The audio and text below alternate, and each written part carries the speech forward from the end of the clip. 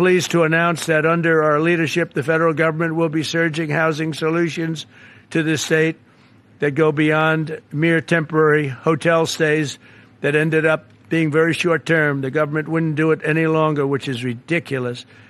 We'll marshal all available resources to bring back potable water and make your water and infrastructure dramatically more reliable very quickly. Today, I'll also be signing an executive order slashing all red tape and bureaucratic barriers and permits to ensure the rapid reconstruction of the roads here in western North Carolina. We're going to go through a permitting process that's called no permitting, just get it done.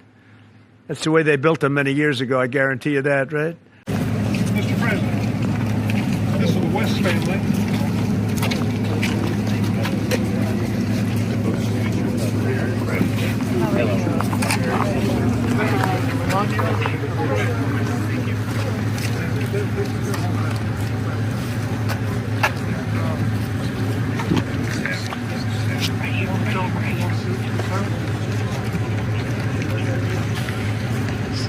With Canada, we lose $200 billion a year with Canada.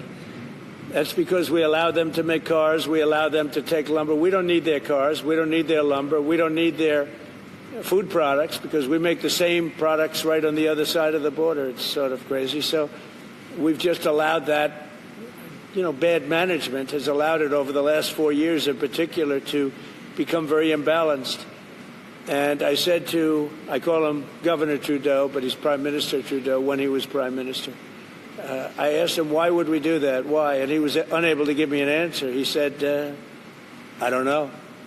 And I said, do you think it's fair that we're paying $200 billion to keep Canada going? And what would happen, I asked him, what would happen if we didn't do that, if we didn't subsidize Canada? He said, we'd be a failed nation. And I said, then you should be a state.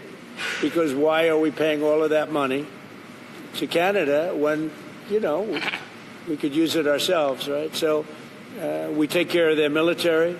We're going to order about 40 Coast Guard big icebreakers, big ones. And all of a sudden, Canada wants a piece of the deal. They say, why are we doing that? I mean, I like doing that if they're a state, but I don't like doing that if they're a nation. Also, they've been very nasty to us on trade. Historically, Canada has been very, very bad to us, very unfair to us on trade. So we'll see how it all works out. I would love to see Canada be the 51st state. The Canadian citizens, if that happened, would get a very big tax cut, tremendous tax cut, because they're very highly taxed. And you wouldn't have to worry about military. You wouldn't have to worry about many of the things. You'd have better health coverage. You'd have much better health coverage. So I think the people of Canada would like it, if it's explained. But just to start off, they'd have a massive tax cut, and they'd have a lot more business because then we'd let business go to Canada routinely, and there'd be no tariffs.